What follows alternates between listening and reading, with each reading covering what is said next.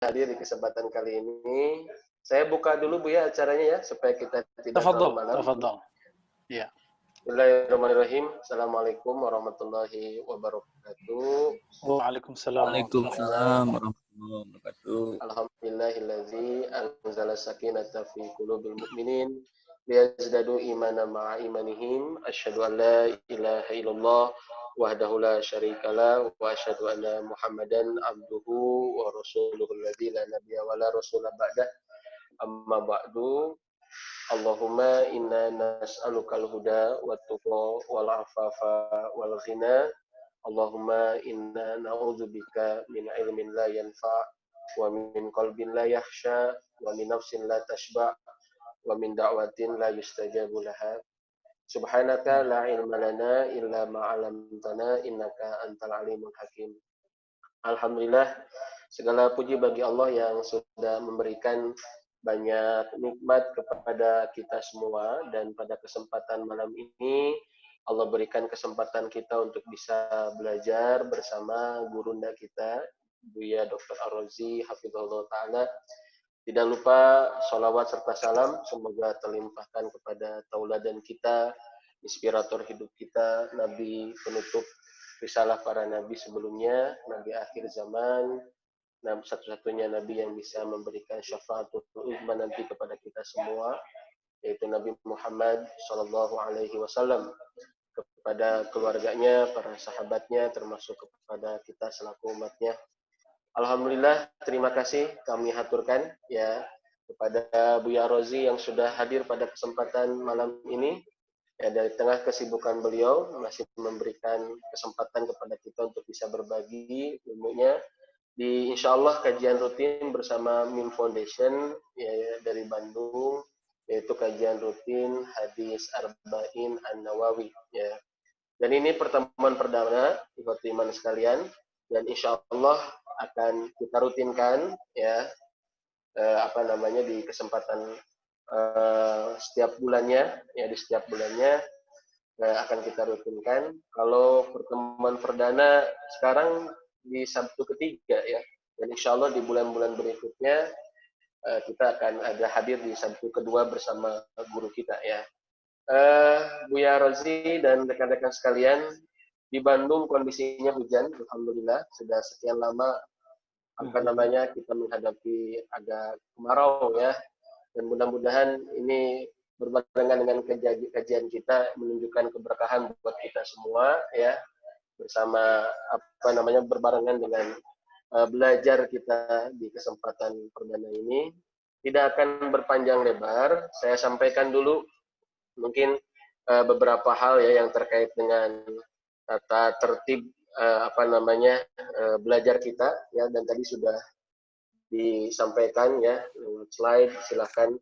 Dan saya mengingatkan ke teman-teman sekalian ya untuk mencatat atau menyiapkan bukunya, kitabnya ya, dan mencatat hal-hal yang penting ya. Mudah-mudahan program satu bulan satu hadis gitu ya minimal, sekaligus kita bisa menghafalnya. Mudah-mudahan ini mendapatkan keberkahan kita lewat majelis ini, lewat guru kita, lewat tulisan para ulama, dan mudah-mudahan mengantarkan kita untuk mendapatkan keridhaan Allah Subhanahu wa taala. Baik, siapkan juga nanti rekan-rekan sekalian, kita akan ada sesi tanya jawab. Insyaallah setelah 1 jam kurang lebih Buya menyampaikan materi ya, kita akan coba ada sesi tanya jawab ya.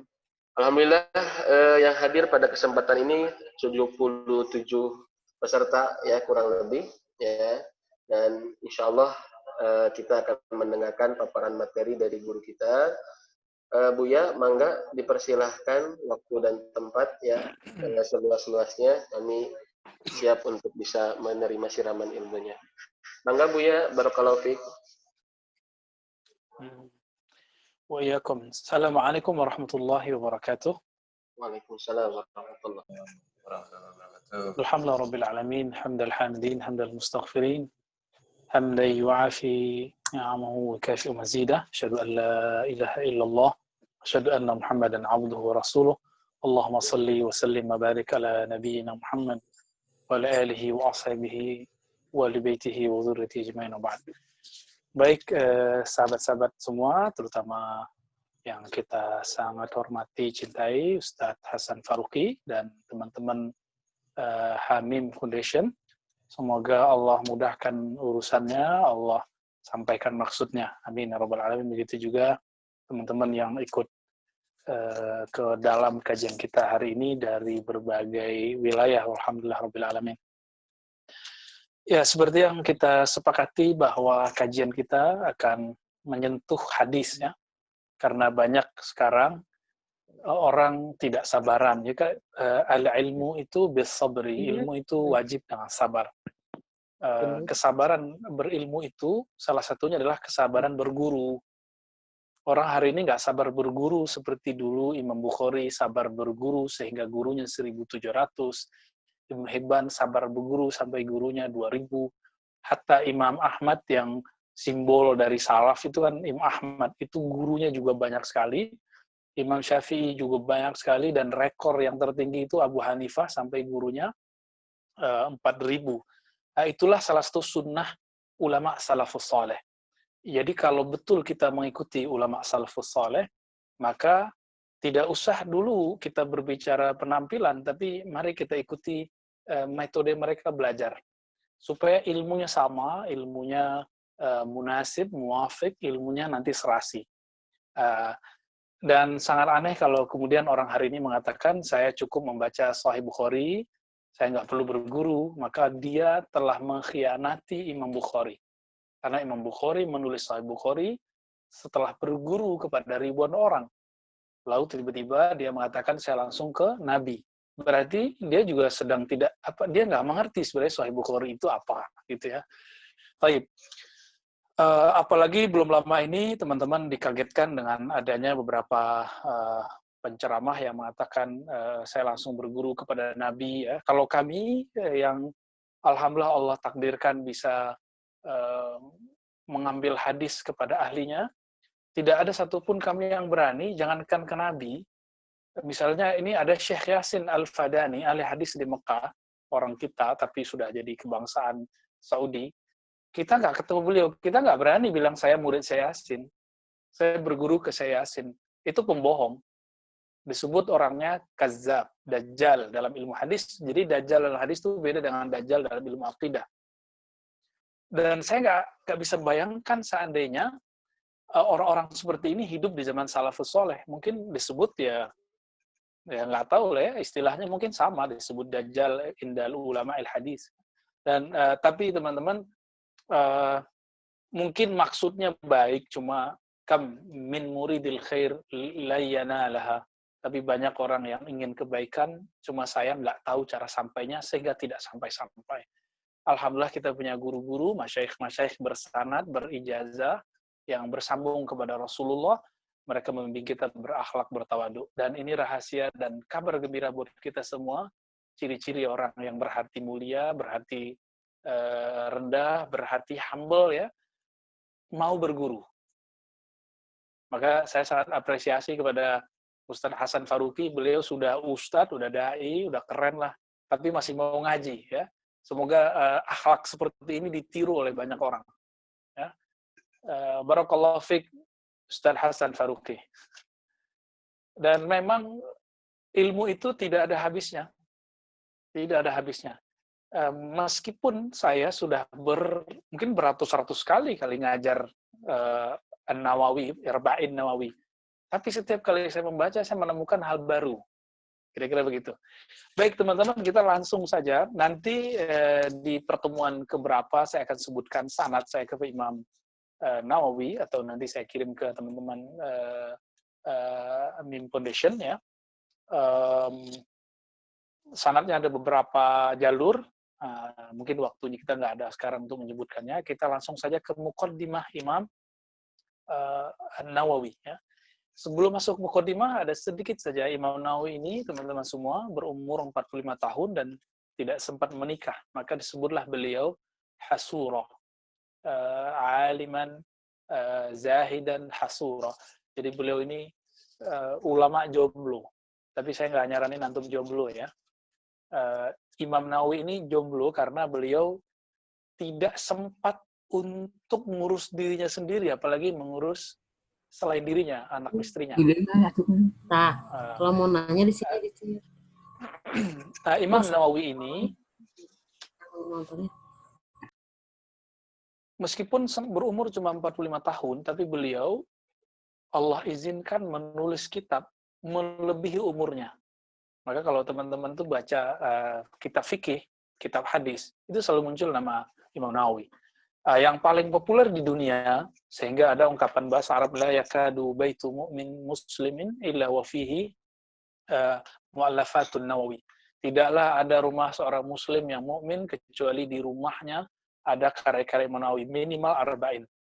Maka teman-teman, coba mulai malam ini download di Android atau di Google, ada PDF atau ada aplikasi arba'in, itu sangat-sangat bagus sekali dan membantu, ya. Sebelum Imam Nawawi telah banyak yang nulis tentang arba'in, nah beliau kemudian terinspirasi menggabungkan dari semua arba'in yang berarti 40, ternyata jumlahnya 42 hadis, khusus mengenai perkara usuluddin, pokok-pokok keagamaan. Dulu ada yang cuma nulis arba'in sufiyah, arba'in sufi, ada arba'in fil jihad, ada arba'in fil azkar, ya, dalam zikir dan lain-lainnya.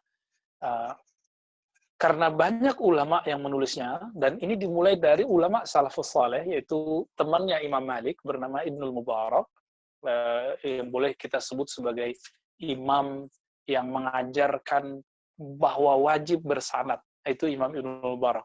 Nah, beliaulah yang pertama terkenal menulis kitab 40 hadis. Diikutilah oleh ulama setelahnya. Dan juga ada beberapa riwayat mengenai man hafidha arba'ina hadisan min ummati, yang hafal 40 hadis di kalangan umatku akan dibangkitkan nanti di kalangan ulama, fuqaha, mujahidin gitu ya. Tapi Imam Nawawi mengatakan hadis-hadis keutamaan untuk menghafalkan 40 hadis, semua hadis dhaif. Nah, ini garis bawahi teman-teman semua. Semua hadis yang berkaitan dengan keutamaan menghafalkan 40 hadis, semua kualitasnya dhaif. Tapi kenapa Imam Nawawi, Ibnul Mubarak, ulama salafus saleh, Muhammad bin Aslam At-Tusi, dan imam-imam yang lain, Imam As-Sulami, kenapa mereka masih nulis? Apa mereka nggak tahu itu hadis dhaif? Bukan.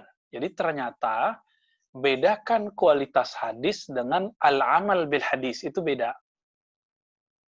Jadi dalil itu dia menunjukkan sesuatu makna.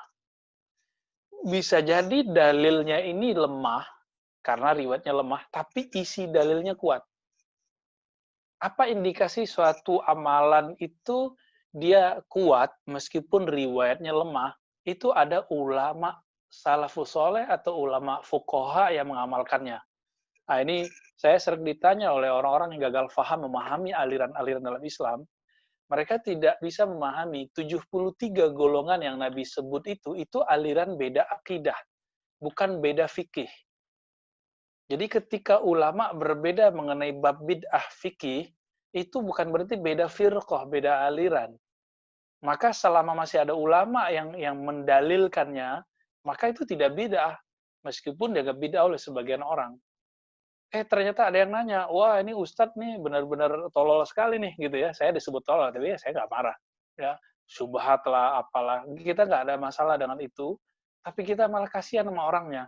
Dia tidak bisa membedakan antara aliran akidah dengan aliran fikih. Aliran fikih itu Nabi biarkan, tapi aliran akidah itu memang tidak boleh beragam. Dia hanya boleh beda manhaj, tapi tidak boleh beda usul, beda pokok. Ya. Manhaj itu cuma sistem memahaminya. Nah, teman-teman yang dimulakan Allah, nanti kita akan masuk ke bab bid'ah, ya. Ada hadisnya insya Allah khusus, dan kita akan menjelaskan secara detail semampu kita. Semoga Allah membimbing kita nanti menjelaskannya, karena keberkahan pemahaman hanya dari Allah, bukan dari saya. Ya. Dan semua itu akan memahamkan kepada kita semua. Jadi kitab arba'in ini akan membuat orang yang membacanya itu merasa tambah kecil gitu. Nah, nanti coba teman-teman nanti saya jelaskan beberapa itu ya. Oke. Jadi Imam Nawawi tahu hadis arba'in, keutamaan menghafal 40 hadisnya dhaif. Lalu kenapa diamalkan? Kenapa ulama salaf Ibnu Mubarak mengamalkan, Imam At-Tusi mengamalkan, Abu Nu'aim mengamalkan, siapa lagi ya?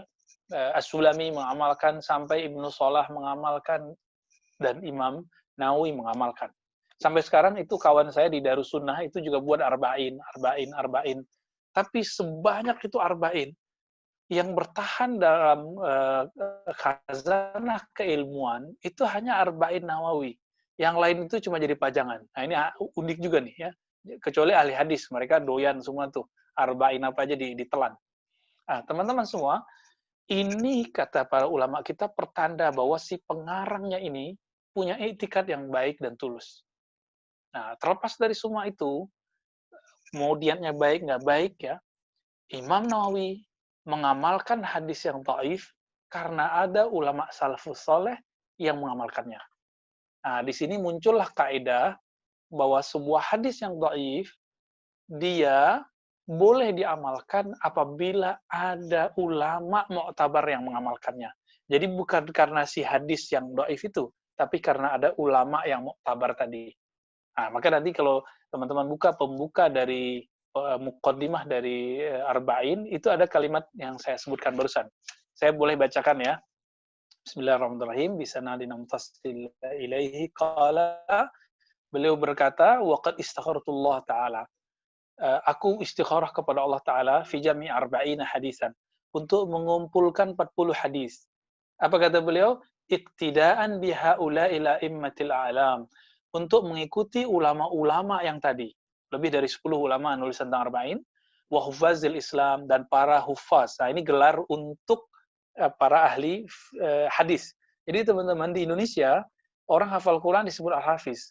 Tapi di zaman dulu, al-hafiz itu cuma orang yang menghafalkan hadis, sanad dan matannya dengan jumlah-jumlah tertentu. Per zaman beda. Di zaman tertentu ada yang 100.000, ada yang 10.000, ada yang kemudian sekarang orang hadis arba'in aja disebut oleh hadis. Ya. Dia cuma ngajarin arba'in disebut ustadz sunnah. Ya.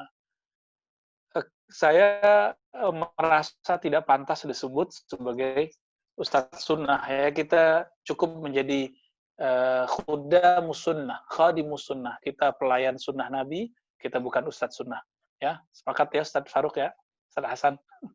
Baik. Lalu apa kata beliau? Waqad ittafaqal ulama ala jawazil amal bil hadis ad-dhaif fi fadail amal. Ini teman-teman tolong diingat kalimatnya.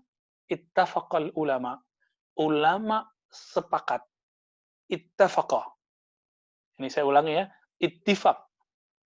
Ijma. Ala jawazil amal, bahwa boleh beramal bil hadis ad-dhaif, dengan hadis dhaif. Fi fadailil amal, dalam hal-hal yang berkaitan dengan fadilah amal, motivasi beramal. Ini coba lihat. Jadi kalau masih ada aja yang bilang, nggak boleh. Berarti dia ulama nggak tuh? Nggak ulama dia ya. Karena kalimatnya ittafaqal ulama. Ulama ittifaq. Jadi kalau ada yang dia mengajarkan arba'in, tapi kemudian malah bertentangan dengan ini, dia mohon maaf, dia telah mengkhianati Imam Nawawi. Ini telah mengkhianati Imam Nawawi. Imam Nawawi punya pendahulu, meskipun tidak disebutkan beliau berguru langsung, namanya Ibnu Shalah, yang menulis kitab Muqaddimah fi Ilmil Hadis. Beliau juga menulis satu bab ya, satu furu pembahasan tentang hukum beramal dan hadis dhaif. Dan sama. Akhirnya adalah ada kesepakatan ulama bahwa boleh beramal dengan hadis dhaif dengan syarat-syarat tertentu. Oleh karena itu, teman-teman semua, karena ingin meniru para ulama dan para hufaz, dan ulama membolehkannya, maka kita tidak boleh lagi syak mengenai kebolehan menggunakan hadis-hadis yang dhaif. Tapi teman-teman, dhaif itu dibagi 3 ya. Dhaif yang biasa, dhaif yang syadid, dhaif yang parah, ada dhaif yang palsu. Yang boleh itu yang pertama aja. Dhaif yang biasa. Ilustrasinya, kalau orang flu, demam-demam dikit, di masa yang bukan corona kan dianggap biasa aja kan. Kita masih bisa kerja, masih bisa jalan, ya, masih bisa kemana-mana. Jadi dianggap sakit ringan. Kalau yang sudah level 2, ini berbahaya. Ya. Itu yang tidak boleh. dan tidak ada satu hadis pun dalam ahadits arba'in itu hadisnya dhaif. Baik. Lalu kemudian kita masuk sekarang ke hadis yang pertama, ya. Hadis mengenai innamal a'malu binniyat. Bismillahirrahmanirrahim. Bisanadina ila al-Imam An-Nawawi qala wa bisanadihi ila Amirul Mukminin Abi Hafs Umar bin Khattab. Jadi hadis pertama dari Amirul Mukminin Abu Hafs Umar bin Khattab qala sami'tu Rasulullah sallallahu alaihi wasallam. Aku mendengar Rasulullah sallallahu alaihi wasallam. Teman-teman semua, ini Sayyidina Umar itu punya gelar Amirul Mukminin, punya julukan yaitu Abu Hafs. Karena putrinya bernama Hafsah atau Hafs, maka disebut Abu Hafsin. Di sini muncullah pertanyaan, apakah dianjurkan kita menyebut diri kita dengan sebutan Abu gitu ya? Misalnya saya punya anak Hisham, Abu Hisham. Secara urfiyah, tradisi dalam bahasa Arab atau sosial bahasa Arab itu memang dianjurkan. Tapi ini tidak masuk ke wilayah syariatnya. Namun dalam bab cinta, karena Nabi menyebut dirinya Abul Qasim, Abu Tahir, maka kita juga dianjurkan menyebut diri kita dengan Abu siapa gitu ya. Qala sami'tu Rasulullah sallallahu alaihi wasallam. Apa kata beliau? Aku mendengar Nabi sallallahu alaihi wasallam. Apa kata Nabi? Innamal a'malu binniyat wa innamal likulli imri'in ma nawa. Saya stop dulu situ teman-teman. Hadis ini unik karena hadis ini adalah permulaan dari Sahih Bukhari. Jadi Imam Bukhari memulai kitab Sahih Bukhari dengan hadis ini. Apa yang dibuat oleh Imam Bukhari itu jadi trending. Imam Bukhari memulai kitabnya dengan apa, maka nanti diikuti oleh orang-orang setelahnya. Lalu apa rahasia dari hadis ini? Ternyata Imam Bukhari punya guru namanya Humaydi. Humaydi meriwayatkan dari Imam Syafi'i bahwa hadis ini disebut rubu'uddin, seperempat agama. Jadi orang kalau faham bab ini, maka dia akan memahami seperempat agamanya. Seperempat agama ada di sini. Maka teman-teman kita akan coba kupas nanti ya. Orang biasa membahas amal bergantung niat. Tapi ada rahasia-rahasia dalam riwayat. Dalam hal ini, Nabi SAW bersabda, innamal a'malu bin niyat. Sesungguhnya amal itu bergantung niat. Dalam bahasa Arab ada kalimat inna. Itu disebut penekanan, stressing gitu ya. Lalu ditambahkan ma. Kalau kita belajar bahasa Arab, nanti artinya menjadi khusus, pembatasan. Innama berarti sungguh hanyalah. Sungguh hanyalah al-a'mal, amal-amal itu binniyat. Teman-teman semua, kalau orang Arab itu nambahin alif lam, itu udah beda makna dengan tidak ada tambahan alif lam. Begitu kayanya bahasa Arab. Alif lam di situ menunjukkan istighraq likulli amalin saleh. Mencakup semua amal yang soleh-soleh saja. Dari amal yang soleh-soleh itu nanti ada lagi khusus amal-amal yang mahdoh. Mahdoh itu yang urgen, yang pasti, yang sudah jelas tuntunannya dari Allah SWT dan dia berukun dan syarat. Maka kalau diterjemahkan, ini bahasa Arabnya kalau terjemahan bebas, sesungguhnya hanyalah amal itu bergantung niat. Tapi kalau terjemahan versi ilmu bahasa dan usul fikih, sesungguhnya hanyalah amal-amal soleh itu tergantung dengan niat yang beramal. Gitu. Kira-kira begitu terjemahannya. Banyak amal soleh, tapi hatinya tidak connect. Lalu apa yang disebut niat? Mahiyan niyah. Apa itu niat? Teman-teman semua, Imam Abu Ishaq Syirazi punya kitab Muhazzab. Al-Muhazzab ini salah satu kitab yang dihafal oleh Imam Nawawi. Jadi Imam Nawawi itu nggak hanya hafal Quran, beliau juga hafal hadis, ribuan hadis, lengkap dengan sanadnya, dan beliau juga hafal kitab fikih. Salah satu kitab yang dihafal beliau adalah Al-Muhazzab. Teman-teman kalau lihat Muhazzab itu 2 jilid tebal begini. Ya. itu beliau hafal. Imam Nawawi menulis penjelasan dalam bahasa Arab sebuah syarah, dan itu tebal sekali, bahkan belum meninggal itu syarahnya belum selesai. Imam Nawawi menukillah sama ya apa yang tertulis dalam kitab Muhadzab. Apa kata Imam Abu Ishaq Syirazi dalam Muhadzab? Niat itu adanya di dalam kalbu. Ya. Dan dia makrunatun bil fi'li. Dan dia berbarengan dengan perbuatan. Jadi kalau ada orang bilang, nggak usah pakai usolli, oh itu persoalan furu. Cukup kita berniat dari rumah, nanti kita langsung sholat di masjid. Oh berarti dia nggak paham apa itu niat. Niat itu bareng. Kalau saya ke masjid niat mau sholat, itu baru niat berangkat, belum niat sholat. Niat sholat itu ada barengan sama takbir. Itu ada di hati. Ketika menyebut karena Allah Ta'ala, itu yang disebut niatnya. Karena Allah Ta'ala berapa gitu, itu dalam hati. Nah, melafazkan niat itu hanyalah sugesti yang tidak wajib dilakukan. Jadi kalau sudah paham di sini, untuk apalagi debat. Kalau teman-teman sudah yakin dengan niat di hatinya, tidak perlu lagi melafazkannya. Kalau kemudian merasa nggak nyaman kecuali melafazkan, lafazkan. Dalilnya apa? Imam-imam kita, Zakaria Al-Ansari, Ibnu Hajar Al-Haytami, dan imam-imam belakangan mengatakan bahwa niat itu dianjurkan untuk dilafazkan, termasuk Imam Nawawi, dianjurkan untuk dilafazkan, untuk apa? Untuk memantapkan. Dan ini dikiaskan dari amal haji. Jadi orang haji itu ada niatnya, labbaika hajjan, labbaika umratan. Ya Allah, aku memenuhi panggilanmu untuk melaksanakan haji atau umroh. Nah, ini dilafazkan, nggak baca ini nggak sah haji umrohnya. Jadi teman-teman yang dulu pergi haji umroh nggak baca ini, niatkan lagi, berangkat lagi deh sana ya, biar nanti ditunaikan lebih sempurna. Apalagi makna hadis ini, saya kalau bersedekah dan zakat, misalnya saya mau zakat nih 2 juta, saya mau sedekah 2 juta, bedanya di mana? Di niat, di kolbu. Salat subuh 2 rakaat, salat sunat fajar 2 rakaat, beda di mana? Beda di niat. Misalnya anggap saya teman-teman ini nggak kunut misalnya ya, salat subuh 2 rakaat nggak kunut, salat sunat 2 rakaat nggak kunut. Bedanya cuma di niat.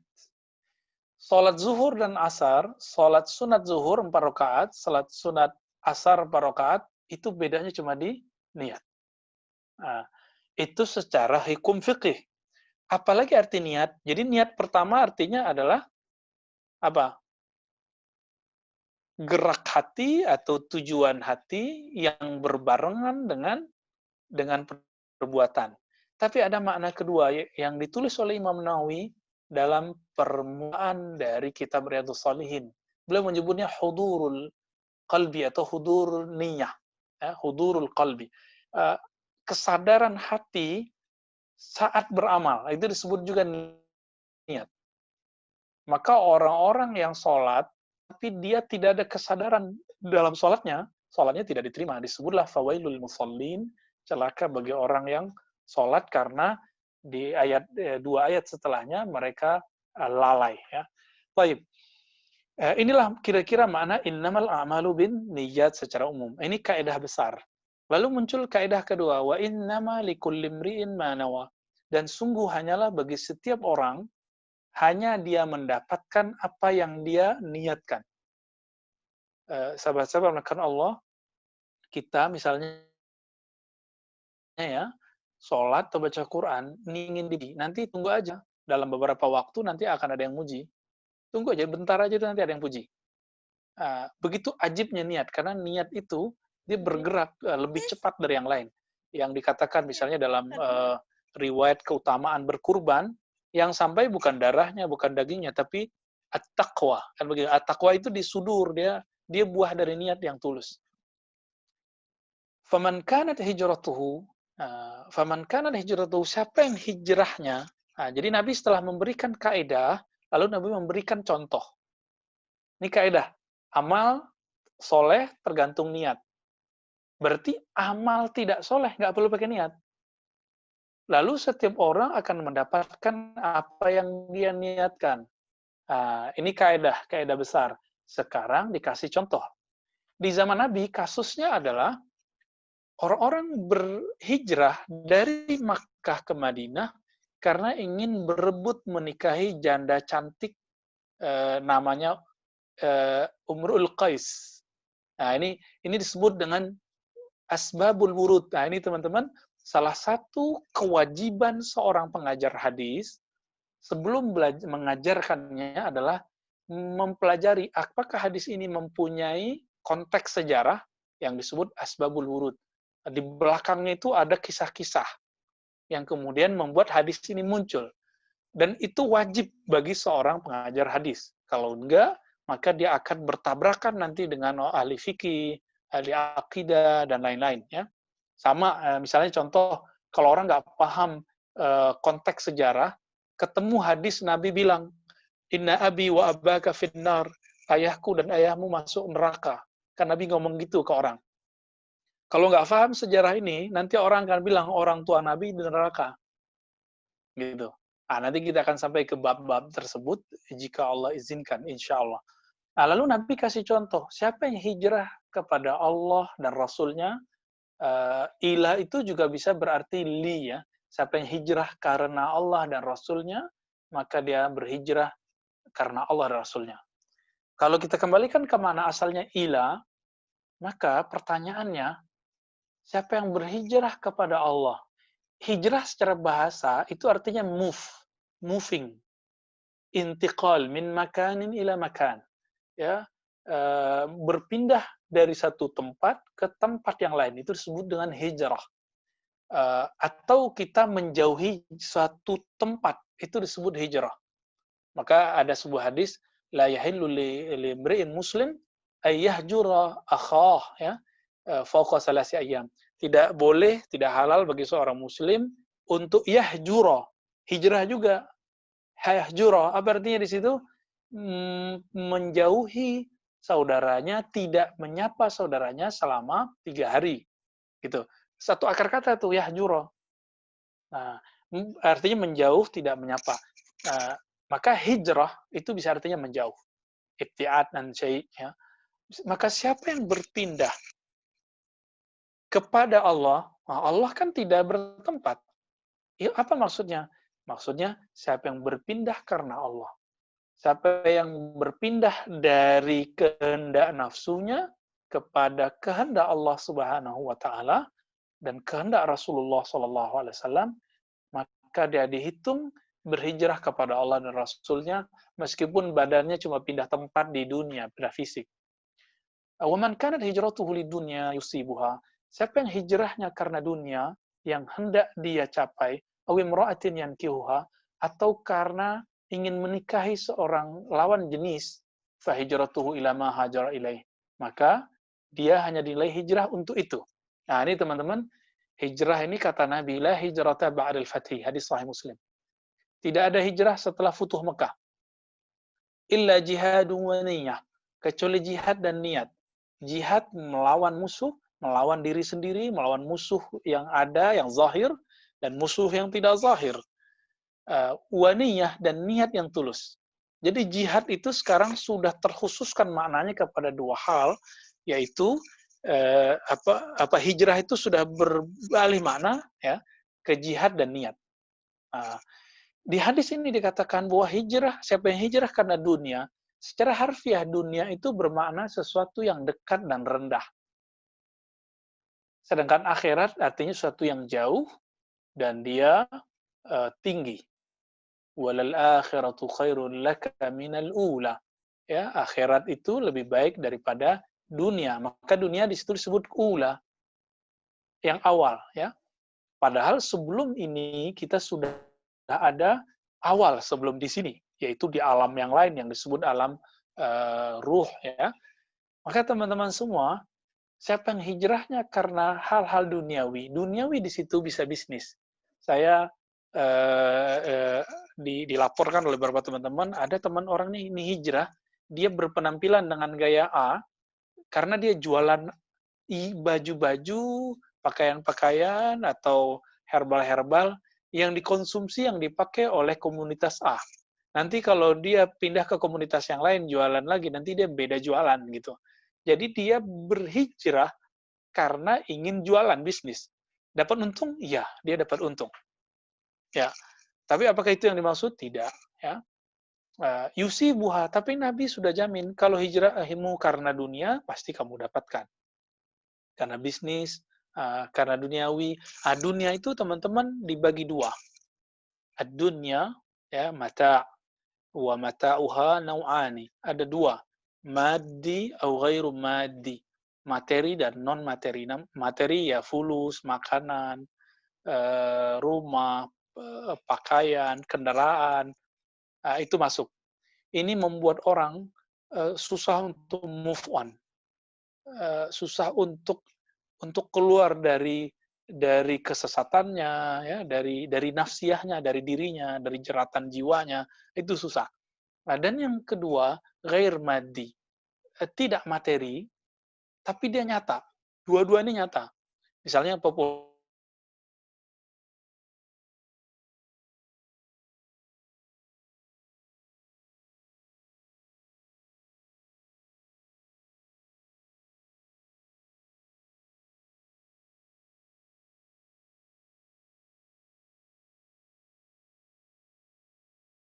itu palsu 100%.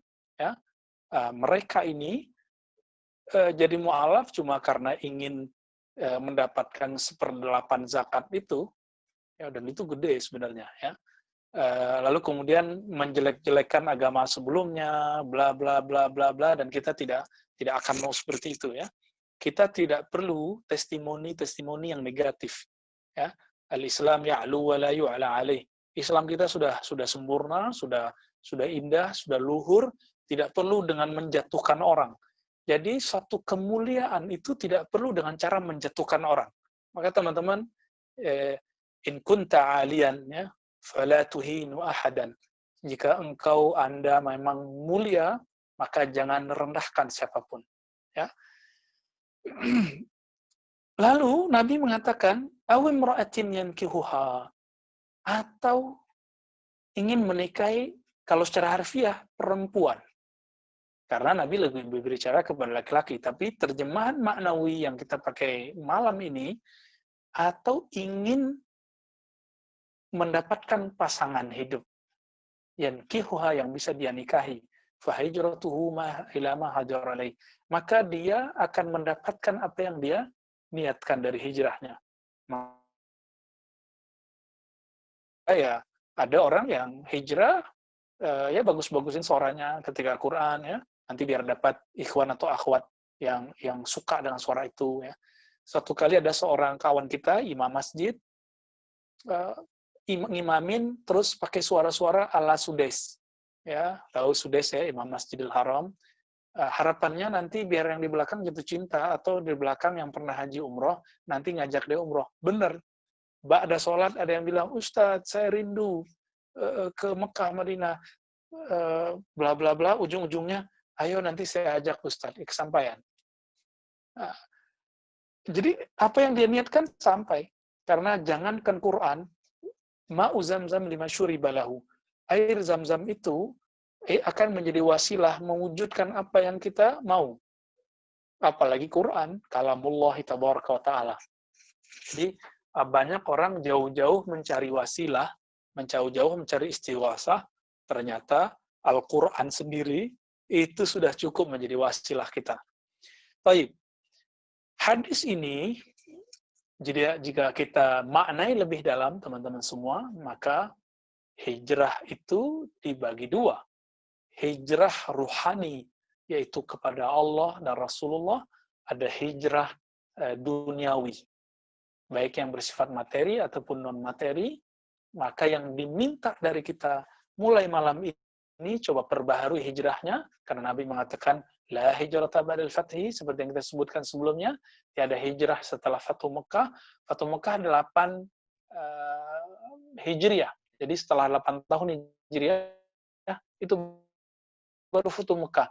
Setelah itu sekarang, sampai nanti Imam Mahdi diislah oleh Allah, kapan itu rahasia Allah yang tahu, maka tidak ada lagi Fathu Mekah, kecuali nanti Imam Mahdi melakukan Fathu Mekah. Nah, maka teman-teman semua, yang ada sekarang apa? PR kita dua. Jihad wa niyyah. Jadi dua aja. Kita berjuang melawan diri sendiri, melawan musuh yang zahir. Kemudian yang kedua, memperbaiki niat. Dan niat di mana?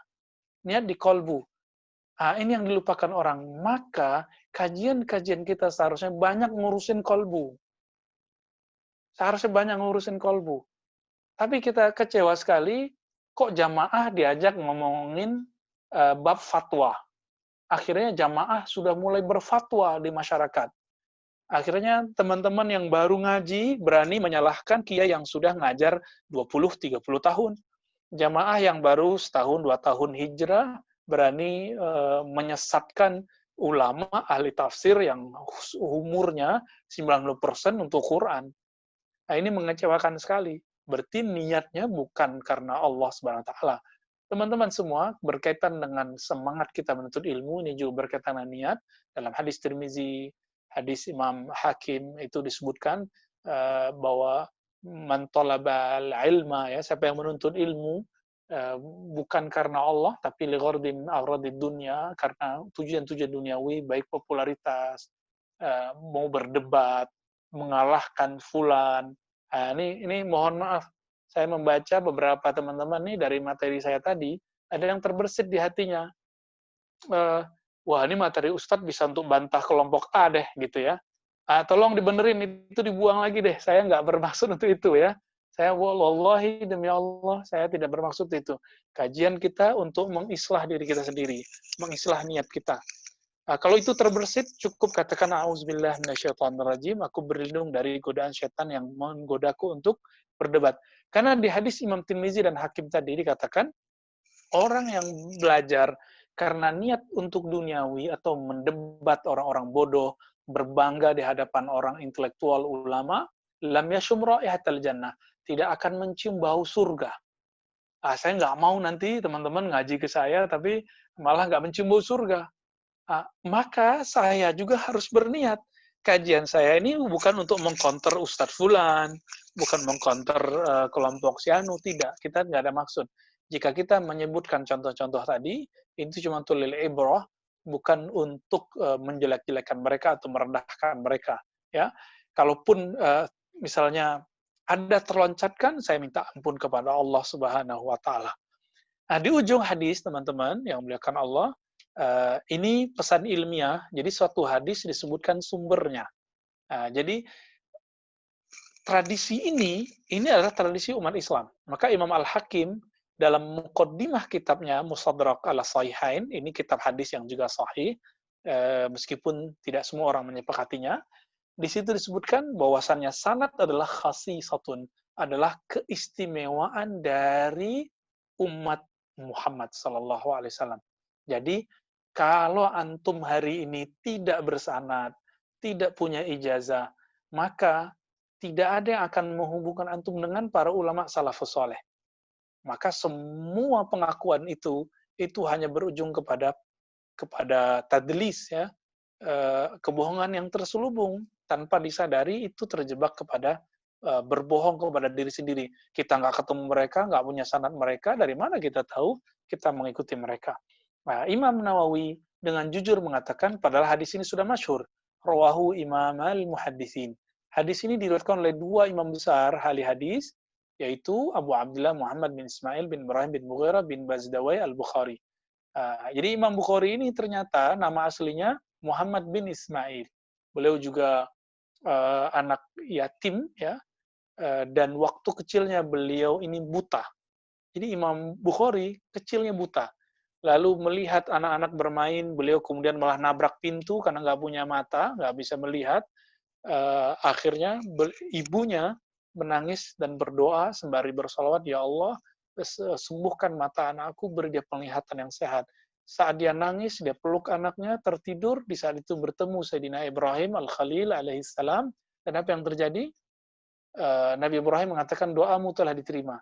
Ketika bangun, ternyata si Bukhari kecil udah duluan bangun dan mencium-cium, memegang-megang muka ibunya. Dan mengatakan, ya amati, wahai ibuku, ya.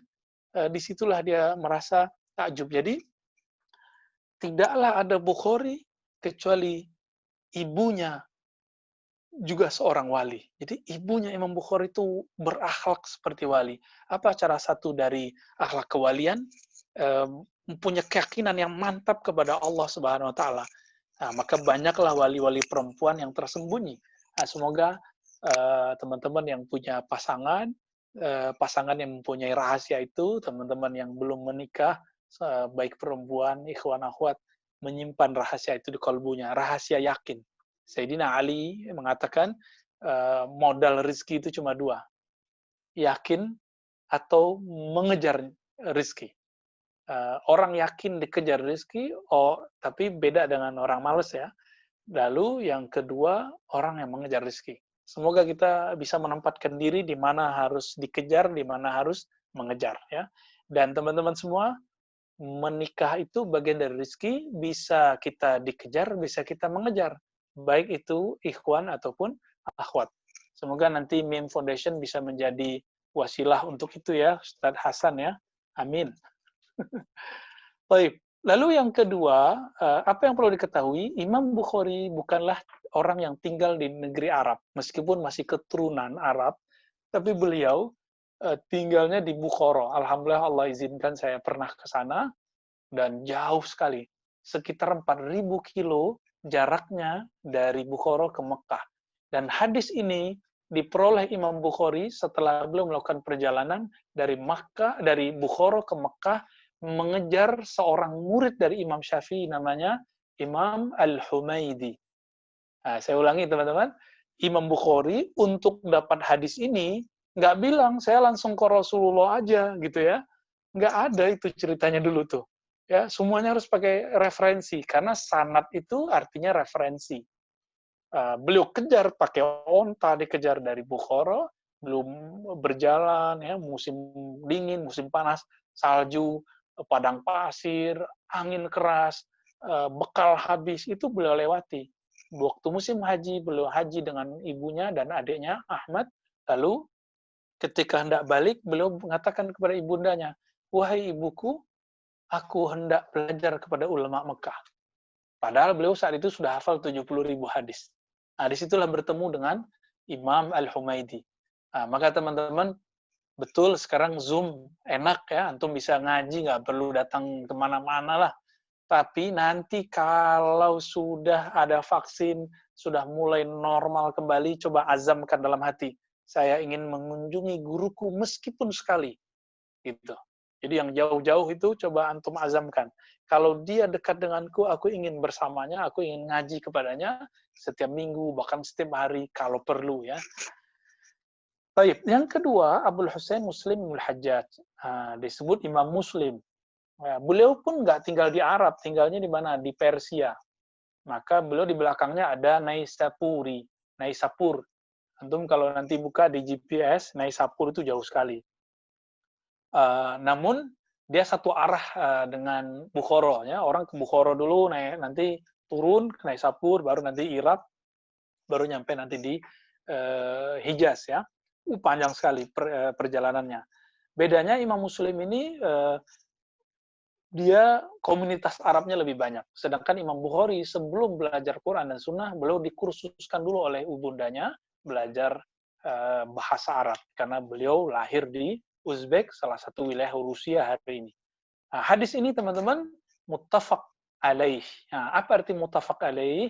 Jadi kalau ketemu nih muttafaq alaih, itu hadisnya baik Bukhari dan Muslim punya guru yang sama. Sehingga sanadnya nih, gurunya ke atas sampai ke Rasulullah sama, dan hadisnya, lafaznya, matannya sama. Disebutlah muttafaq alaih.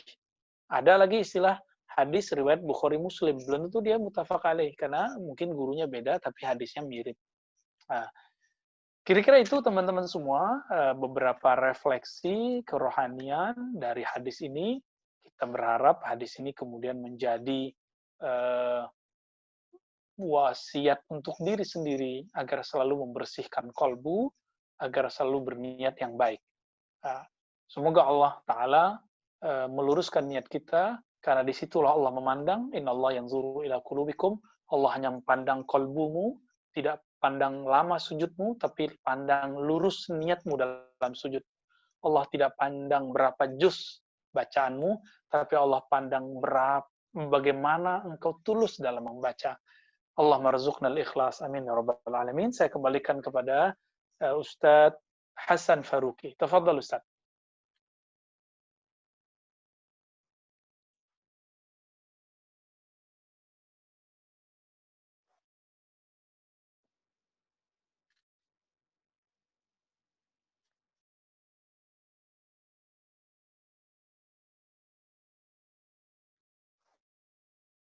Mana nih Ustadz Hasan? Oke teman-teman, semakin nunggu Ustadz Hasan ya. Saya tadi meninggalkan satu kalam dari Imam Syafi'i, bahwasannya hadis ini sulusuddin atau rubu'uddin, seperempat agama. Maksudnya apa? Setiap kali orang beramal, pasti niat dulu. Maka tidak sah sholat tidak pakai niat. Tidak sah haji umroh tanpa niat. Oleh karena itu Imam Nawawi menukil kalam Imam Syafi'i bahwa hadis ini adalah rubu'uddin, seperempat. Lalu berarti masih ada 3 lagi dong, gitu ya. Ini yang bagian akhir yang mau saya sampaikan. Nah, inilah kecerdasan yang diwariskan oleh ilmu ahli hadis yang ahli fikih, yaitu Imam Abu Daud. Imam Abu Daud itu mengatakan, aku hafal sekitar 200.000 hadis. 100.000 sahih, 100.000 tidak sahih. Dari 100.000 itu kemudian beliau tulislah mana yang bisa diamalkan, itu sekitar 4.000-an hadis. Ini yang menjadi Sunan Abu Daud. Jadi teman-teman nanti kalau buka di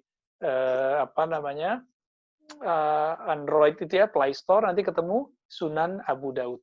Sunan di situ bukan Sunan Gunung Jati, bukan Sunan, di situ jamak plural dari sunnah. Ya. Apa kata beliau? 4.000 hadis ini semua bisa diamalkan selama aku tidak komentari kedhaifannya. Dari 4.000 ini, beliau mengatakan ada 4 hadis yang mewakili setiap 1.000 dari hadis ini. Nah, dan hadis pertama yang mewakili itu adalah hadis innamal a'malu bin niat. Ini kalau boleh disebut ini mewakili 1.000 hadis. Yang kedua nanti al-halal bayyin, al-haram bayyin. Yang ketiga man ahdatsa fi amrina hadza ma laysa minhu fawarat. Yang berbuat bid'ah maka tertolak jika tidak berasal dari agama, tidak berdasarkan dalil yang kuat. Yang keempat itu diperdebatkan. Namun yang masyhur adalah hadis Tirmizi, min husni islamil mar'i tarkuhu ma la ya'ni, itu bersifat wara'. Nah, hadis yang keempat itu dan hadis innamal a'malu binniyat ini menjadi basic dari ilmu qalbu ya.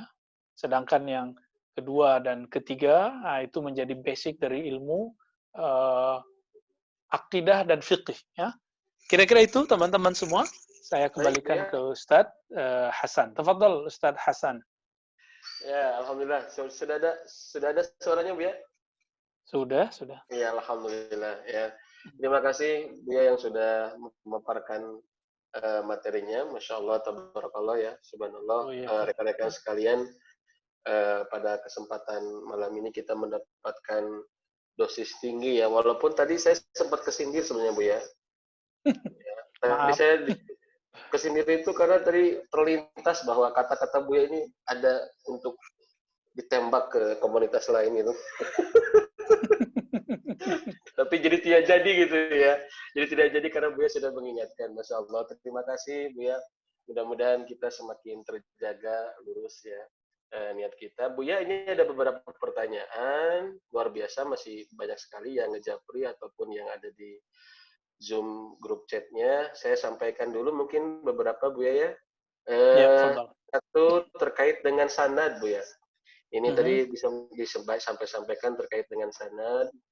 Ya, ada sebagian ustadz ya mengartikan bahwa kalau tidak ada sanad, tidak ada agama, maksudnya adalah sanad di sini adalah sandaran dalil katanya.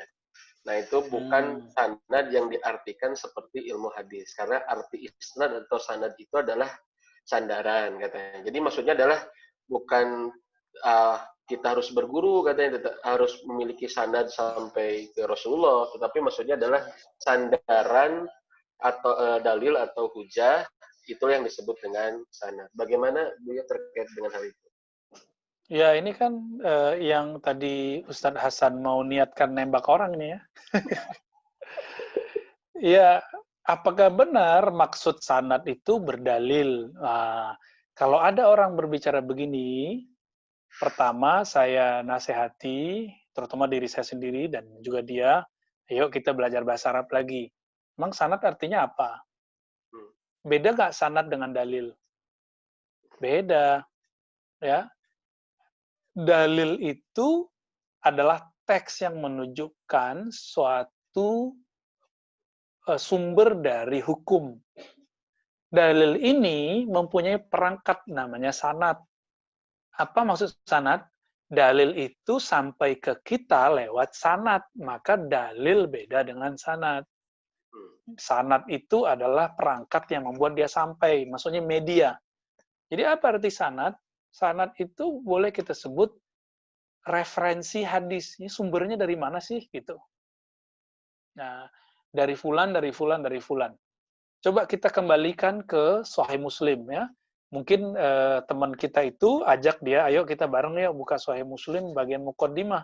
Nanti ketemu kalam dari Imam Ibnu Mubarak yang wafat tahun 181 Hijriah, sama-zaman dengan Imam Malik, Imam Syu'bah dan lain-lain.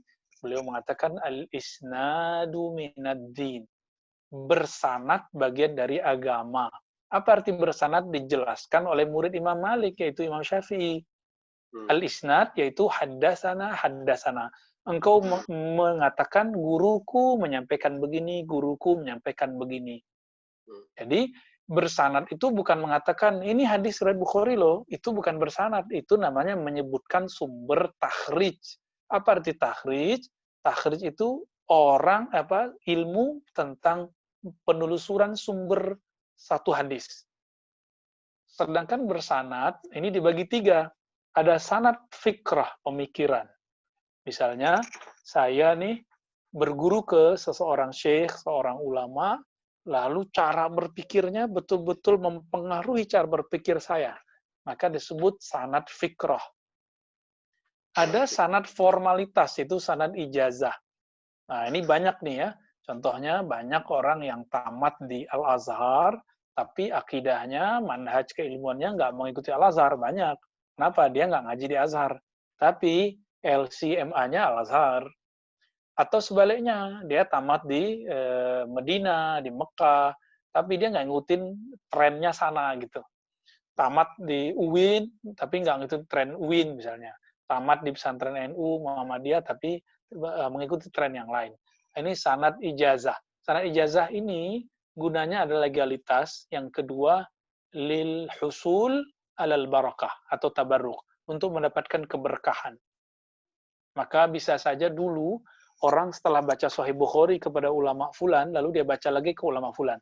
Termasuk Arba'in ini salah satu yang digemari ulama kita untuk dibaca berulang-ulang ke beberapa ulama. Misalnya Imam Suyuti itu menyindir temannya namanya Sakhawi karena mengulang satu kitab ke 70 ulama. Kata Imam Suyuti, ya ngabisin umur gitu. Tapi Imam Suyuti juga melakukan, cuma nggak sebanyak itu, nggak 70 kali. Jadi dulu ada tren mengambil berkah supaya nanti ijazahnya satu kitab 70 ulama. Dulu ada tren begitu, dan itu tren ulama hadis. Bukhari sendiri melakukan itu. Ya. Jadi sejauh ini teman-teman bisa cek ke pakar hadis dan pakar fikih. Kalau orang sebut bersanad, ya berguru, ada lagi. Maka ada sanad yang ketiga, ini lebih penting. Sanad tarbiyah wasuluk. Sanad pendidikan rohani dan akhlak. Sanad ini adalah kita meniru guru kita. Tarbiyah wasuluk ini nanti akan mengajarkan bahwa guru bukanlah makhluk yang suci, tapi juga makhluk biasa. Guru bukanlah orang yang serba tahu, tapi guru itu pasti ada yang dia nggak tahu. Ya, jangan dikira nih saya tahu semua hal, enggak, banyak hal yang saya nggak tahu. Ada yang dulu kita tahu terus kita lupa, itu sering sekali. Apakah itu akan mengurangi kemuliaan seseorang? Belum tentu, tergantung niatnya. Ya, kira-kira seperti itu. Begitu Ustaz. Jadi kalau kita merujuk ke Sahih Muslim, istilah-istilah ahli hadis, semuanya kalau nyebut sanad ya dari fulan, dari fulan, dari fulan, itu yang disebut sanad, bukan menyebutkan dalil. Gitu. Jadi jangan dicampur adukan antara istilah fikih dengan istilah hadis. Yang tak dalil itu istilah ahli fikih, sedangkan sanad itu istilah ahli hadis. Gitu. Walaupun nanti ada yang beririsan, mereka sudah menemukan titik temunya. Ya, tafadhol. Ya, terima kasih Bu ya. Ini subhanallah penjelasan yang luar biasa buat kita. Ada lagi terkait dengan kondisi niat nih, ada beberapa hal kayaknya, tapi genrenya sama nih ya pertanyaannya tentang masalah hati. Satu adalah terkait kenapa niat itu disebutkan lagi sesudah hijrah, padahal hijrah sendiri itu butuh niat. Tadi kan ada hadis kecuali jihad dan niat gitu ya, Bu ya. Nah, kenapa niat itu disebutkan lagi katanya, padahal hijrah sendiri itu juga butuh niat. Kemudian yang satu makna nih dengan ini ya, bagaimana cara tajdid dunia atau memperbaharui niat kita, karena sering sekali bolak-balik. Ya, ada bagaimana cara merawat, meluruskan, memperbaharui niat kita. Dan jika kita sudah berniat baik, apakah itu sudah tercatat, tapi tidak melakukannya, dan sebaliknya jika berniat berbuat buruk, apakah sudah dicatat atau bagaimana? Itu mungkin ya, kurang lebih. Enggak. Ya, niat itu pokok, sedangkan hijrah itu furu, cabang. Niat itu adalah inti, hijrah itu hanya contoh kasus. Kalau contoh kasusnya nggak ada, intinya nggak boleh hilang. Gitu. Jadi, niat itu inti semua amal. Casing amal itu bisa berubah, ada namanya sholat, zakat, puasa. Tapi yang Allah lihat itu bukan sholatnya, bukan zakatnya. Tapi yang Allah lihat selalu niatnya. Saya ulangi hadis Imam Bukhari ya, sehingga saya Pak Muslim. Innallaha yanzuru ila qulubikum. Sesungguhnya Allah memandang ke dalam qalbumu. Gitu. Ini kan hadis sahih. Allah mandang qalbu, maka Allah tidak mandang berapa angka yang kita keluarkan. Allah tidak pandang berapa lama kita sholat. Tapi yang Allah pandang adalah berapa lama kita bertahan dengan ketulusan niat itu. Jadi sebenarnya seandainya sejenak saja kita tulus kepada Allah, itu sudah mencukupi dunia akhirat sebenarnya. Meskipun nanti formalitasnya tetap dihisab oleh malaikat, nah Allah nanti akan selamatkan, ya, karena Allah hanya menerima dari orang-orang yang muttaqin. Yang muttaqin itu urusan kolbu, ya. Tadi yang kedua apa, Ustaz? Cara memperbaharui atau meluruskan niat, karena niat sering bolak-balik gitu, berubah-ubah. Nah, cara ya, niatnya bisa. Orang Indonesia, karena bahasa Indonesia memang bahasa kita tidak sekaya bahasa Arab, bagi kita berkehendak baik saja sudah dianggap niat, padahal bahasa Arab kehendak baik itu baru disebut himmah. Jadi bukan niat itu ya? Bukan niat. Himmah itu jadi yang pertama muncul dalam hati disebut dengan khatir. Khatir, okay. Khatir ya, satu yang melintas. Kalau kemudian jadi kepikiran baru disebut himmah. Wah, ini kayaknya aku mau begini deh, gitu ya. Kepikiran kita. Lalu kalau sudah dibicarakan dalam hati, terjadi tarik-menarik. Satu mengatakan ayo, satu mengatakan tidak. Disebut hadisun nafs. Gejolak jiwa, jadi kata-kata dalam jiwa. Kalau kemudian itu selesai beres, baru disebut niat. Apa arti niat? Al-fi'lu ma'a huduril qalbi. Mengamalkan sesuatu dengan kesadaran. Jadi udah ada wujudnya. Jadi dia sudah mulai berbuat. Contohnya nih, saya mau berniat mau menikah. Butuh kemudian modal untuk resepsi atau mahar. Maka saya mulai esok menabung. Nah, itu udah disebut berniat nikah. Tapi kalau cuma bilang, wah mau nikah gitu ya, maka orang ini baru disebut berangan-angan. Berangan-angan nikah. Nah, itu beda. Teman-teman misalnya mau umroh, tapi nggak mulai nabung, berarti belum niat. Tapi kalau sudah mulai nabung, walaupun cuma 10.000 setiap hari, itu sudah disebut berniat. Kira-kira begitu. Gimana cara memperbaiki niat? Cara memperbaiki niat, inilah yang diajarkan oleh imam kita di dalam mazhab Syafi'i, yaitu talaffuz bin niyah. Ayo lafazkan niatnya. Gitu. Baik di lisan ataupun di hati. Jadi gimana caranya? Ya perbarui aja. Gitu. Namun niat ini tidak akan tulus kalau dia tidak punya akidah yang kuat. Oleh karena itu Nabi mengatakan jadidu imanakum. Perbarui imanmu. Bagaimana wahai Rasulullah caranya? Nabi mengatakan aksiru min qauli la ilaha illallah. Perbanyak baca kalimat tauhid la ilaha illallah. Jadi mungkin maksudnya bagaimana cara memperbarui ketulusan niat, gitu kali ya. Caranya cuma satu, perbanyak baca kalimat la ilaha illallah dengan teknik yang benar. Teman-teman di Soreang Bandung itu pernah saya kasih triknya ya, caranya membaca la ilaha illallah dengan kolbu.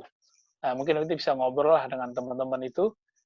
Jika umur kita panjang, nanti saya akan bimbing juga teman-teman MIM Foundation, insya Allah. Terutama Ustaz Hasan nih, saya udah janji. Ya, insya Allah itu saya masih ingat hutang itu Bunda ya, Bu ya.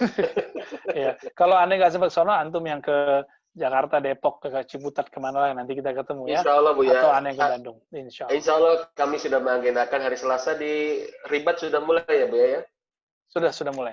Ya insya Allah, mudah-mudahan Allah takdirkan kami bisa ke sana Bu ya. Amin, insya Allah. Ada pertanyaan selanjutnya Bu ya, kurang lebih nih kita masih ada waktu 10 atau 15 menit lagi Bu ya. Ini terkait dengan Assalamualaikum, ini ada dari Akmal Estuwijaya.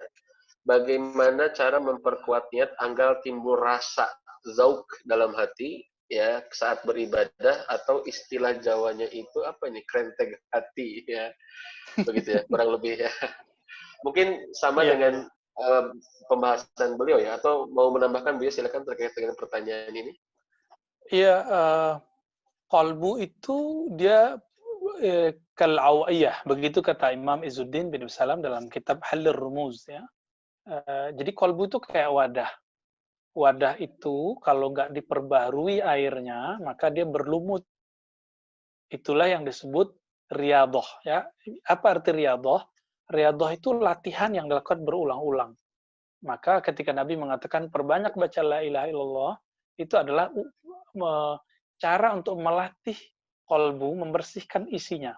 Dan teman-teman, sepakat nggak antum? Isi teko kalau air putih, keluarnya putih nggak? Putih ya. Kalau isinya kopi, keluarnya hitam. Kalau isinya teh, maka keluar teh.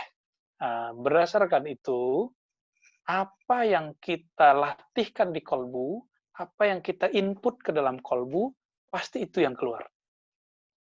Jadi, inputlah asma-asma Allah yang indah, kalam-kalam Rasulullah yang bijak, nanti yang keluar adalah kalam yang bijak itu. Dan yang paling mulia, waladzikrullahi akbar, begitu dalam surah Al-Ahzab, seingat saya, sungguh sebutan nama Allah adalah sesuatu yang sangat besar sekali. Waladzikrullahi akbar, sungguh sebutan nama Allah adalah sangat besar, paling besar. Jadi, ulama-ulama kita kemudian ketika baca la ilaha illallah itu ada tekniknya supaya merasuk dalam kolbu, biar nggak dirasuki setan ya, biar itu terserap oleh kolbu kita. Dan ada tekniknya. Kalau teknik ini berjalan, inilah yang disebut wajilat qulubuhum. Disebut nama Allah, kolbu bergetar. Bergetar, dan itu lebih indah dari apapun yang ada di dunia ini.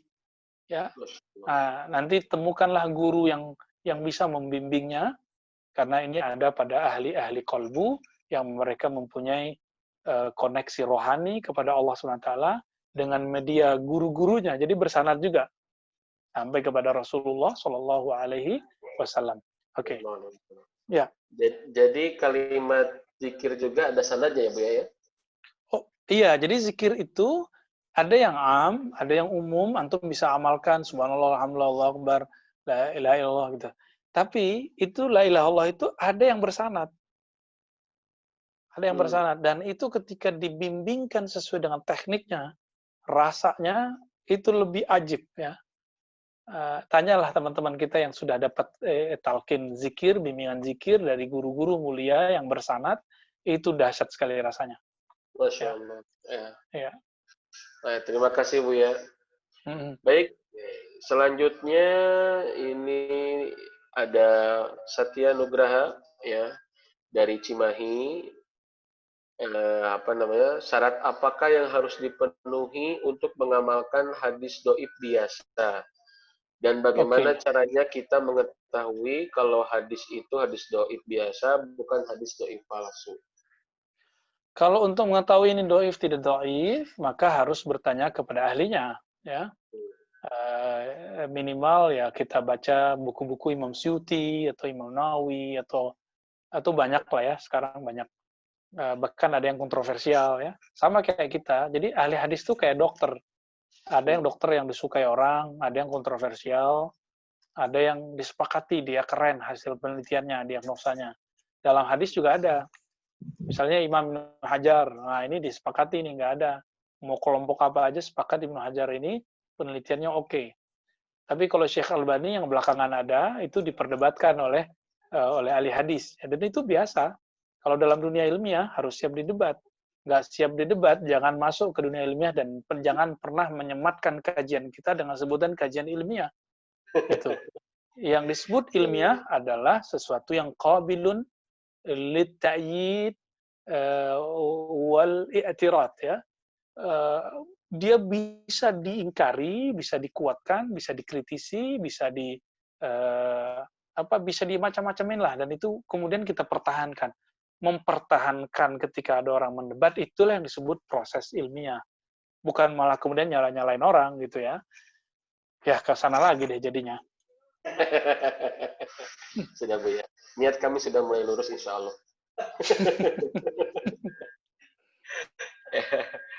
Baik Bu ya, terima kasih. Jadi kalau praktisnya tanya kepada ahli hadis begitu ya untuk menentukan. Ya. Oh ya, satu lagi tadi ya. Apa kriteria hadisnya ya? Kriteria hadis doif yang boleh diamalkan, satu, ada dalil yang membarenginya, baik dari Quran ataupun sunnah. Maka dalam kaidah ilmu hadis, jika ada dua hadis doif biasa, dia menjadi hasan. Gitu Ustaz Hasan. Ya, terus yang kedua, jadi contohnya nih, Allahumma laka sumtu, itu hadisnya doif. Hadis zahab az-zama itu juga dhaif sebenarnya. Ketemulah dua dhaif, maka mengamalkannya itu sangat dianjurkan. Dua-duanya. Jadi jangan kemudian pakai logika kontradiktif. Dikit-dikit kalau ketemu dua dalil yang berbeda diadu, enggak. Kalau logikanya benar, usul fikihnya oke, ketemu dua dalil yang berbeda, langkah pertamanya dicari titik temunya. Bukan malah kemudian mengatakan hadis malaka sumtu tidak sahih gitu. Berarti kita selama ini udah salah. Allah ya, Imam Nawawi meriwayatkan hadis itu dan menukilnya di dalam Al-Azkar bareng dengan hadis Zahabaz Zama, malah digabung. Ini namanya manhaj jama'. Nah, itu akibat tidak bersanad. Maka yang pertama ini ada proses mencari kawan si hadis ini. Nah, itu cuma ahli hadis yang bisa. Kalau ahli hadas, ya hadas aja yang keluar. Dia nggak tahu, dia bilang nggak ada. Jadi teman-teman ini banyak sekali sekarang, belum mumpuni, sudah berbicara hadis. Akhirnya dia nggak tahu, dia bilang bid'ah. Dia tidak tahu, dia bilang tidak ada dalilnya. Dan saya khawatir dengan kondisi seperti ini, kita wajib menegur atau menenangkan umat karena masalah ini. Dan yang kedua, alla yakuna syadidad dha'fi. Hadisnya tidak terlalu dhaif. Nah, itu tadi ya, dhaif biasa. Dan yang terakhir, yang ketiga, hadis ini ketika diamalkan kita tidak meyakini ini benar-benar sahih.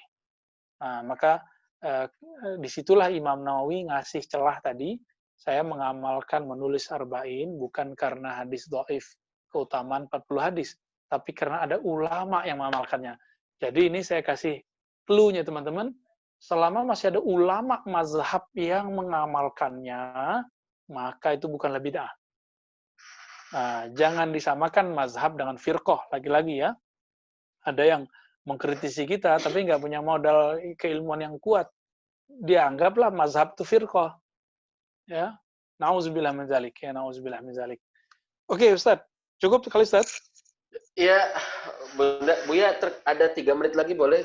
Boleh, tafadhal. Ya, ini pertanyaan terakhir ya dari Sukabumi terkait sanad dan ijazah. Apakah sanad dan ijazah dalam ilmu agama harus didapat dengan cara talaki langsung atau cukup dengan kajian online seperti ini dan kami mendapatkan sanad dan ijazah? Nah, begitu. Itu ada Ya, pertanyaan. kalau di zaman konven tradisional dulu emang harus ketemu gitu ya. Tapi kalau di zaman sekarang kuliah aja bisa lewat online kan. Wisuda aja bisa lewat online. Maka selama masih ada virus begini ya insya Allah masih boleh lah. Tapi nanti kalau sudah mulai normal kembali, antum wajib safar, wajib jalan, ya, wajib ketemu. Kalau enggak ya bergurunya ya soheh online, bukan soheh talaki, ya. Beda loh teman-teman rasanya ketemu dengan cuma lewat online begini. Ini kan kita ngeliat layar doang ini. Cuma karena antum punya husnun niyah, ketulusan niat, maka karena ruh itu juga tidak terbatas oleh tubuh ini, ruang dan waktu, kita bisa merasakan getaran-getarannya. Nah, kalau bukanlah karena Allah membukakan ruang itu, waktu itu, maka kita akan defense terus, kayak mau nolak terus, kira-kira seperti itu.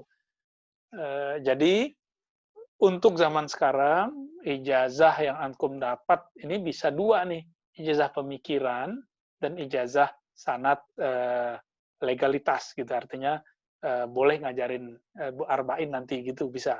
Tapi antum tidak dapat yang ketiga, ijazah tarbiyah wa suluk nggak dapat. Karena tarbiyah suluk itu harus ya bersama gurunya, walaupun cuma beberapa hari, walaupun cuma beberapa jam. Kita harus menyaksikan gitu gurunya gimana, cara beramalnya gimana. Gitu. Baik, terima kasih Buya. Itu pertanyaan terakhir. Lau samahta, Buya, silakan ada kalimat penutup untuk kami semua agar bisa istiqomah belajar, meluruskan niat, mendapatkan keberkahan ilmu. Ya, silakan Buya.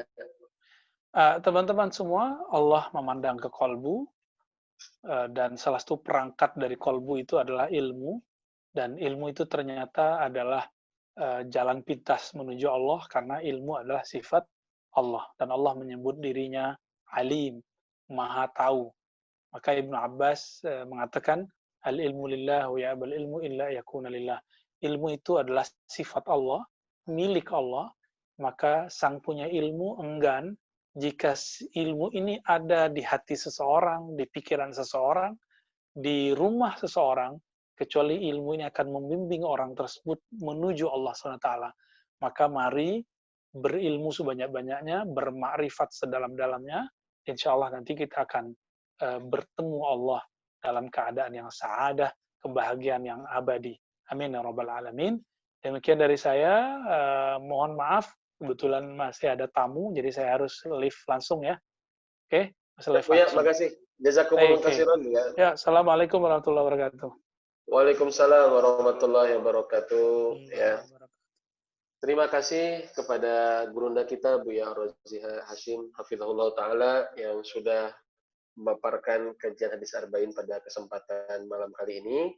Dan alhamdulillah teman-teman, malam ini kita kurang lebih ada 100 orang yang bisa terlibat dalam majelis online bersama Ming Foundation. Ada dari Saudi juga, ada dari Sumatera Selatan, ada dari Sukabumi, ada dari Tangerang, Jakarta, Bandung, dan sekitarnya. Alhamdulillah bisa bergabung di kesempatan malam kali ini. Doakan kami agar bisa istiqomah, ya, menjadi jalan kebaikan buat Anda semua. Ya, di setiap bulan kita akan kajian khusus, ya,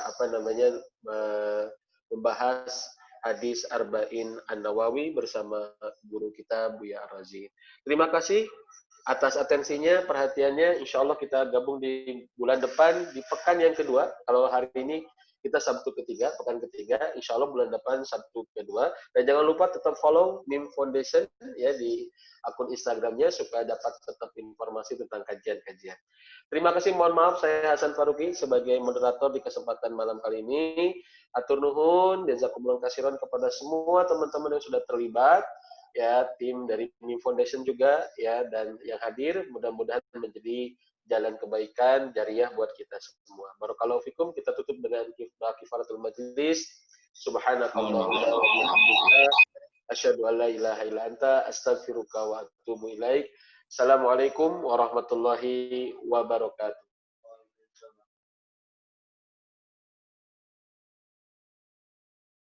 Jazakallah khair Ustaz.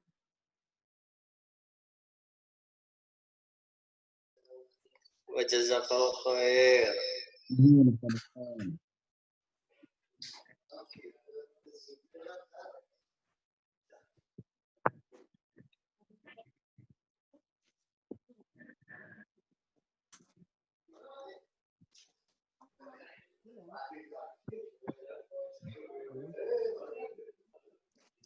Saha?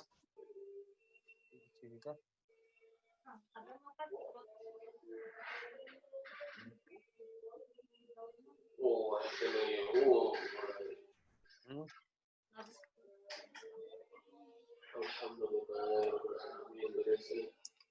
105 tadi.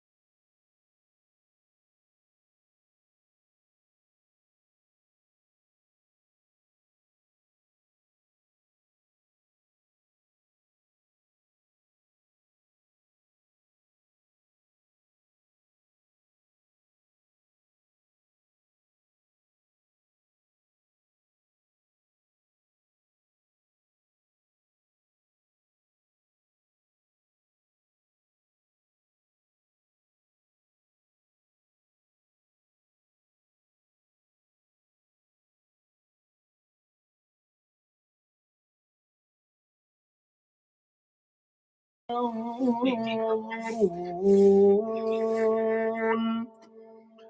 تعرف في وجوههم نضرة النعيم